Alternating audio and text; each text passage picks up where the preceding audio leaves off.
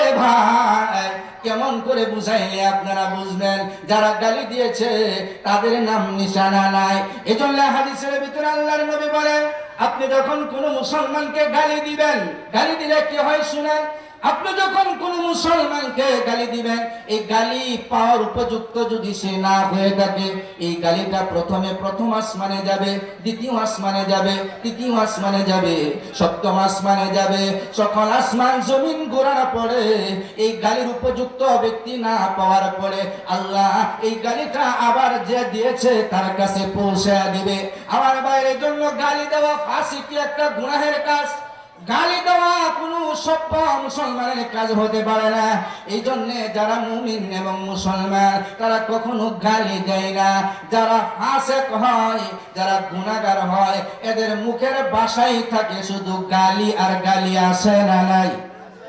কি বলেন? গালিওয়ালা লোক মনে হয় সমাজে না। 10 কথার মধ্যে 5টা কথায় গালি, এমন মানুষ আছে না? না ভাইরা, গালি দেওয়া ভালো কাজ নয়। গালি দিয়েছে আল্লাহর নবীকে। আল্লাহ পাক রব্বুল আলামিন বললেন, হাবিব আপনাকে গালি দিয়েছে, আপনি চিন্তা করার দরকার নাই। আমি আল্লাহ এই গালিটা তাদের জন্য রেখে দিলাম। এই বাংলায় হজ করতে গেলে দেখবেন হাজী সাহেবরা যখন হজ করে তখন অনেকেই বলে আবু জেহেলের বাড়ি কোনটা, আবু জেহেলের ঘর যেখানে বাথরুম বানানো হয়েছে সেখানে একটু সুযোগ যদি পাইতাম আবু জেহেলের বাড়িতে কিছু দিয়া যাওয়ার চেষ্টা করতাম। এরকম হাজী সাহেবদের আকুল আনতি আসে না নাই? ভাইরা আমার, কেন আবু জেহেলের প্রতি ঘৃণা করে? আবু জেহেলকে ঘৃণা করে কারণ আবু জেহেল তো এমন একজন ব্যক্তি ছিলেন যিনি আমার রাসূলকে ভালোবাসতে পারতেন না, মানতে পারতেন না, আমার রাসূলকে ক্ষতি করার জন্য সব সময় চেষ্টা করতেন। এই জন্য আল্লাহ বললেন, হাবিব আমি আল্লাহ আপনার দুশমনদেরকে লেসহীন বানায়া দিলাম, লেসহীন বানায়া দিলাম। আল্লাহ শেষের আয়াতে বলেন, ইন্না শানিআকা হুয়াল আবতার, নিশ্চয় আপনার দুশমনরা লেশ কাটা হয়ে যাবে, নির্বংশ হয়ে যাবে, নিশ্চিহ্ন হয়ে যাবে। প্রাণের ভাইয়েরা আমার, এই জন্য দুশ্মনী করা ভালো না। দুশ্মন কোনোদিন শান্তি পায় না, দুশ্মন কোনোদিন আরামের জীবন পায় না। যারা দুশ্মনী করে এরা কোনোদিন আরোগ্য লাভ করতে পারে না। আমার ভাইয়েরা, আজকে দেখবেন অনেক মানুষই বলে হুজুর শান্তি নাই, পেরেশানিতে আছি। এর পেরেশানি থাকার 1 নাম্বার কারণ মনের ভিতরে দুশ্মনী আর হিংসায় ভরা। যার ভিতরে দুশ্মনী আর হিংসা থাকে তার মধ্যে কখনো শান্তি আসে না। আমার ভাইয়েরা, এই জন্য মুমিনের ভিতরে কোনো হিংসা থাকতে পারে না, মুমিনের ভিতরে কোনো দুশ্মনী থাকতে পারে না। মুমিন কোনোদিন কারোর সাথে দুশ্মনী করতে পারে না, হিংসা করতে পারে না। হিংসা করা, দুশ্মনী করা মুমিনের কাজ না, এটা মুশরিকদের কাজ। এটা মুশরিকরা আল্লাহর নবীর সাথে করত। আমার ভাইরা, নবী সাল্লাল্লাহু আলাইহি ওয়াসাল্লামকে আল্লাহ বললেন, নবী আমি আপনাকে নিয়ামত হিসাবে কুরআন দিলাম। এরপরে বললেন, ওগো নবীজি আমি আপনাকে অধিক উম্মত দিলাম। কেমন অধিক উম্মত দিলেন? আমার ভাইরা, আল্লাহর নবী বলেন, আমি একদিন রাত্রি বেলায় ঘুমায় আছি, এমন সময় স্বপ্ন দেখি কিয়ামতের মাঠ কায়েম হয়ে গিয়েছে। এমন সময় আমি লক্ষ্য করে দেখলাম, ডান দিকে তাকাইলাম, দেখলাম মানুষ আর মানুষ দেখা যায়, বাম দিকে তাকাইলাম মানুষ আর মানুষ দেখা যায়, সকল দিকে শুধু মানুষ আর মানুষ যখন দেখা যায় তখন আমি প্রশ্ন করলাম, তোমরা কারা? ডান দিকে মানুষ আর মানুষ, বাম দিকে মানুষ আর মানুষ। তখন তারা বলে, আমরা অন্য কেউই নয়, আমরা হলাম মুহাম্মদুর রাসূলুল্লাহ সাল্লাল্লাহু আলাইহি ওয়াসাল্লামের উম্মত। সুবহানাল্লাহ।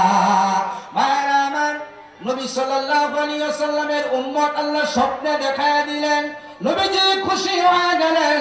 এজন্য হাদিসের মধ্যে আছে, সর্বপ্রথম ময়দানে মাশারে যিনি আগমন করবেন, উঠবেন, তিনি হলেন আমাদের নবী। আমাদের নবীজিকে যখন উঠানো হবে তাকিয়ে দেখবেন খোলা ময়দান, কেউ নাই।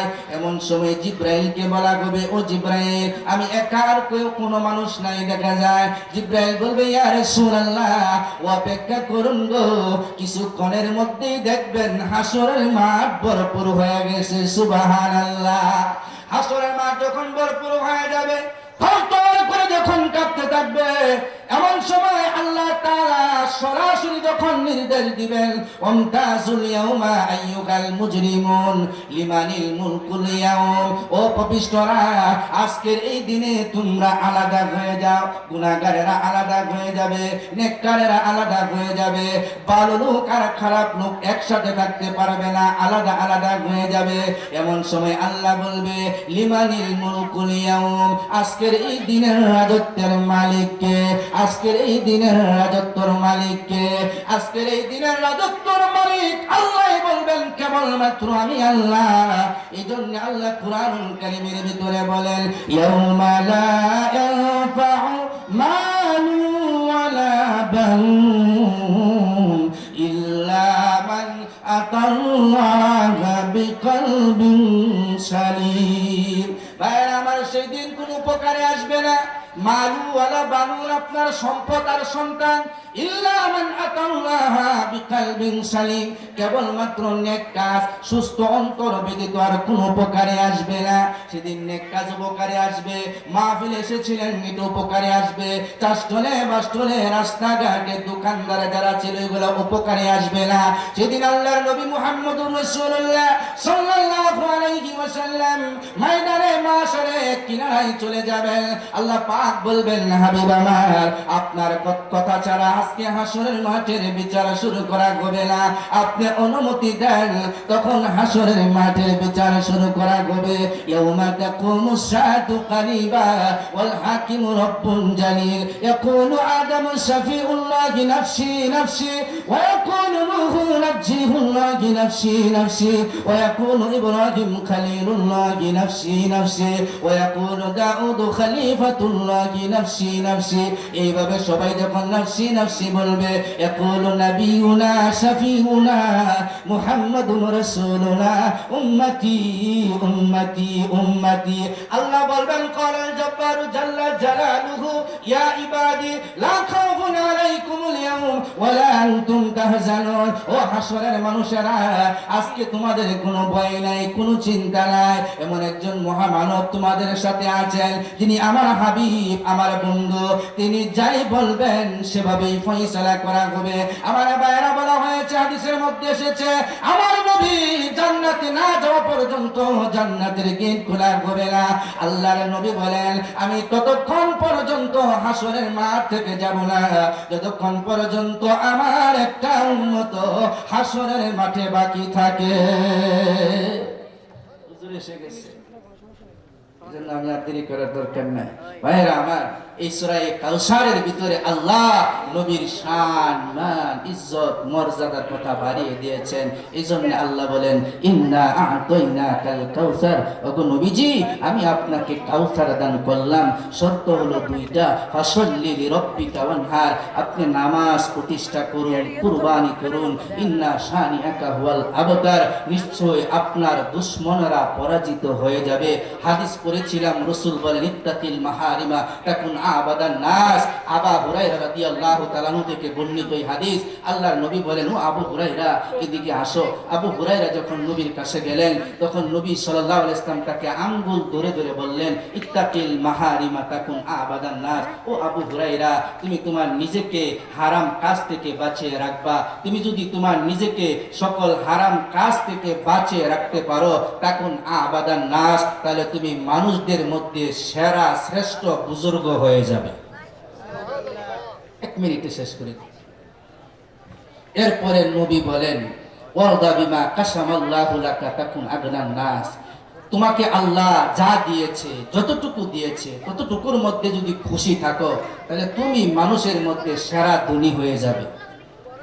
ওয়াহসিন ইলা জারিকা তাকুন মুমিনান, তুমি যদি তোমার প্রতিবেশীর সাথে ভালো আচরণ করো, তাহলে তুমি মুমিন।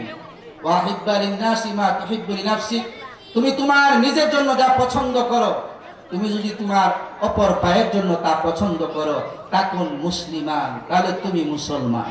ওয়ালা তুকসির দাহিক, বেশি বেশি হাসবা না, ফাইন্না কাসরাতাদ দাহিকি তুমিতুল কলব, কারণ বেশি বেশি হাসার দ্বারা মানুষের কলব মৃত হয়ে যায়। আল্লাহ আমাদের সবাইকে এই কথাগুলোর উপর আমল করার তৌফিক দান করুন। আসসালামু আলাইকুম ওয়া রাহমাতুল্লাহি ওয়া বারাকাতুহু।